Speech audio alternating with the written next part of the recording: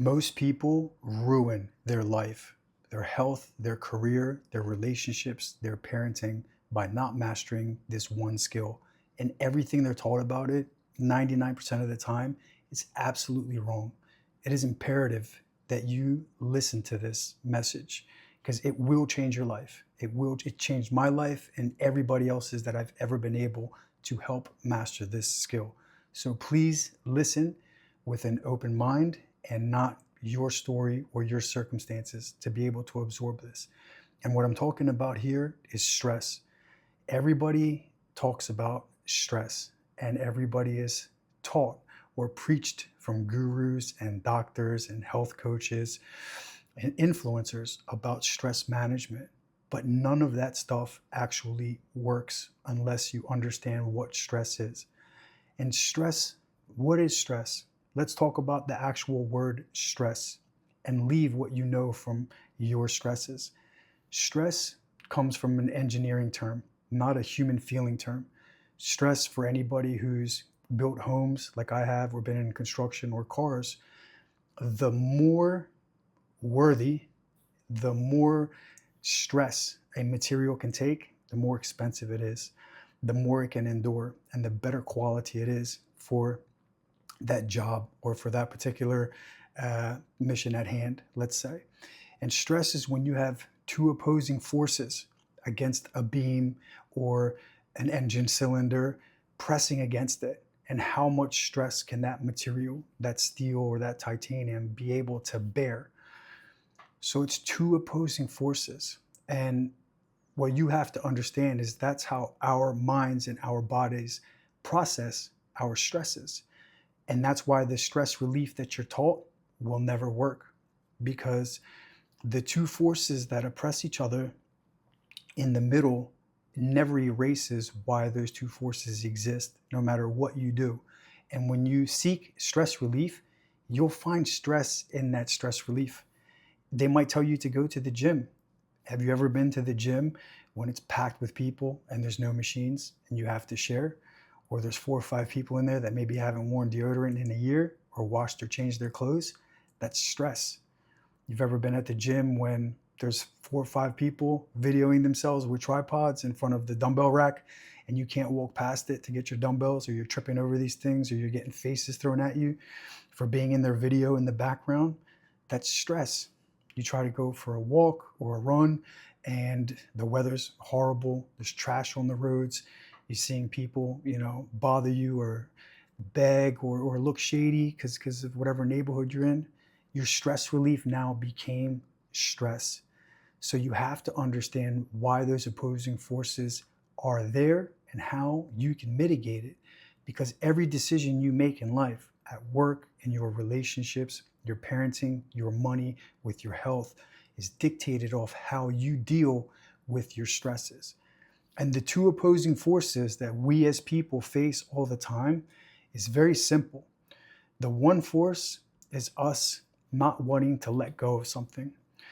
Something is not going our way with work, with money, with your relationship, your partner, your wife, your girlfriend, your husband, your kids, a pet. You might be losing somebody and you don't want to let that go. Or things are being changed. Your environment, that person, that situation is being changed and you do not want to let it go. You want to hold on to the version of the past that is calm or comforting or stress-free for you. That's the one force that's always pressing in your mind when things don't go your way. The other force is preference. This is where we really get screwed up. The one force you might be able to understand, but the preference is my idea of how I think things should go for me instead of what reality is. Instead of being able to accept and pivot and adapt with reality, I hold on to this resentment and this resistance against what's going on because it doesn't fit my version of the story. Work wasn't supposed to go this way. My relationship wasn't supposed to go this way. The economy wasn't supposed to go this way. And these are the two things that build up inside of us. And we're that steel beam, or we're that engine block taking that stress. We're holding on to the past version when things were good. and we were safe, and we're using this other force on the other side of that. We're so pissed off that it doesn't fit our version. Why is the traffic this way? Why is work this way? Why do those people leave the office? Why does my kid now have to go to this school or that tutor 4 times a week, and it screws up my whole schedule? Instead of just accepting and pivoting and using other mechanisms to be able to cope, adapt, and be able to realign ourselves to be able to prosper in this situation. Because stress is a poison. Stress is the most toxic thing that we can hold inside of us, because stress builds pressure. And as that pressure builds up, we exert, we explode, we react, we're impulsive. And that turns into our reactions. And our reactions turn into habits. And the habits turn into characteristics. And those characteristics turn into an identity. And once that identity is inside of us or the other person, it is very difficult to like or to love or to work with or to employ or to invest or to hang out with or to support somebody who's always reacting to stress. And it ruins our relationships. It ruins marriages. It ruins work and career relationships or investments or possibilities and partnerships. It ruins parenting, because I take my pressure and it builds up and I react. And who am I going to react on? Maybe my dogs, maybe my clients, maybe my wife.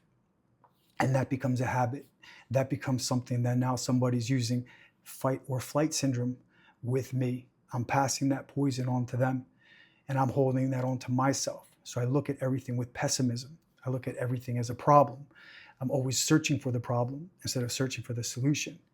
I walk out of the door expecting everything to go upside down instead of living with will and my full intention and my self-awareness to be able to prosper and look for possibilities and prosperity out there. So you have to really this is the hard part, is that you have to do the work. You have to do the work to be able to bring this peace to yourself, because peace is not erasing the problems. Peace is having things go on around you, having this storm going on around you, but being able to be calm, being able to breathe, being able to assess and process and react. And this is an amazing gift. When you can master this, you get really great at your communication. You get really great quality out of every single thing you do, because you're present and you understand that there's going to be triggers from the outside. So your relationships get better, your work gets better. When you have a choice of, should I drink this, or eat this, or watch that, or listen to this person, you make a lot of really great choices. These are things that you control, that we control in our everyday life, that has nothing to do with purchasing stuff or connections or networks or last names or zip codes or locations or products or brands. This is just this simple mastering of willpower and understanding our circumstances around us. And I remember when I was facing extreme amount of time. I was in prison and had open cases in numerous cities. And when they've got you for one thing, they might get you for 1,000. We didn't choose to do one bad thing. You could lose half or your whole life. And I was under so much stress. I was 19 years old, and I'm locked inside of a wall, 4 walls, with 1,000, 1,500 men of the worst psychosis, the worst character traits, the most demonic and ugly, sadistic and dangerous personality traits that humans could ever carry chronically and aggressively. I'm locked in this box with these people that are reacting all day long, causing problems, flooding the floors when they didn't get their way or something was going on in the prison, violence, drugs being brought in there that locks us down for weeks and months for punishment. And I want to see my lawyers. I want to get to the law library. I want to be able to get my visits. I want to be able to get my mail. I'm trying to solve a problem, and I'm stuck in this situation with these people that are ruining it for me. And I was reacting and I was outbursting. And I remember I got out of the hole, and it was somebody that I knew from the city, old guy who spent 80, 90% of his life in prison. And he said to me, you got to chill. You got to control this. because next thing you know, you're going to be at that cart. And I said, what do you mean? And every day, twice a day, depending on what block you're on, this medical cart comes, SWAT team, security comes with a nurse or two and gives everybody their meds. He says, you're going to be on them fucking pills. You're going to tap out like the rest of these people to the anxiety, and you're going to put a medical slip in because you're going to say you can't sleep, you can't breathe, you're suffocating, depression, anxiety, withdrawal from life and drugs, and people are losing their kids, their families, their jobs, their incomes, everything because of that situation. And he said, that's how they control you. That's how 100 guards control 2,000 of us, because they don't want you reading, they don't want you praying, they don't want you training, they don't want you getting stronger. And that's how society is. It's the same thing out here. That's how a couple thousand politicians and cops control 100, 200, 300 million people. If you're not on the pills yet to be able to take that quick fix of life, you've got 4 episodes of Netflix, an hour of doom scrolling, order that pizza and that ice cream to your front door, and you're going to be able to give yourself that temporary relief from the problems and the decisions that we've made that got us into the positions, and put our focus in this way instead of using the opportunity, using our perspective and our perception to say, I've got some free time, I've got some free energy. How can I improve this situation or sharpen that skill set or be able to create a new situation for myself? So the premises of this long rant is that you have to understand those two opposing forces. And if you feel stress, it's one of those two. You don't want to let go of the old story, the old version that serves you, that's easier, that's comfortable, that's safe. Or you have the resistance to the situation that does not suit your story. It does not suit your story. And that's where you got to use gratitude with actions daily and really be self-aware of the situation you're in and use your time wisely. It happens to all of us. I've never perfected it. Every time I try to make videos and content in my house, the whole neighborhood decides to come out of their house, where there's a park in front of my house, maybe like 2 houses down, and the landscapers come to clean, and I flip the fuck out. I don't say to myself, I went from a jail cell to a $4 million house. I don't say to myself that there's no guns, no drugs, no violence, no theft in my neighborhood, that I can leave everything open and unlocked. My perception in that moment gets triggered, and I say, screw all of them. Those little fuckers should be in their house screaming in front of their parents, not in front of my house. And that landscaper had all day to cut those trees down and blow those leaves, and he wants to come now when I want to do my videos and ruin my day. I'm going to lose an hour now doing what? I planned this. I've got calls after. If I don't switch the scenario in my mind, I'm screwed. All my consultations after that, all my client callbacks and check-ins, the dinner with my wife that evening, how I walk my dogs after that, all of that's going to get screwed up. I'm going to go to sleep with that energy and wake with that energy. And it's not going to be the one thing. It's going to be 5 of those things and 10 of those things and 20 of those things that build up the pressure, which turns into the reactions, which turns into the habits, which turns into the characteristics, which turns into the identity, which turns into my story, which turns into very, very difficult situations for anybody that's in my life. And then I end up either passing that poison on to them, or they say enough is enough and they want to leave me. So when you can master this and understand and slow things down and say, what can I change to make these situations better? Can I avoid this person, this place, or this thing that's causing me stress? If I can't, how am I seeing it? Why am I resisting it? What am I holding on to?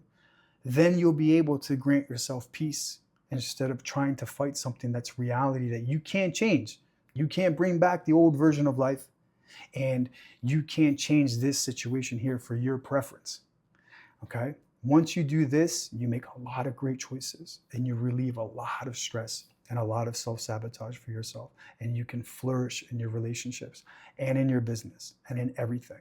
And never use this against somebody. Just because you know this now, you can't say to somebody else, you're not self-aware. Now, you don't get away with acting like this for 30, 40 years and now all of a sudden you're a guru. Practice it and speak to the people that you love about this so that you both have this power. I guarantee you're going to have an amazing life.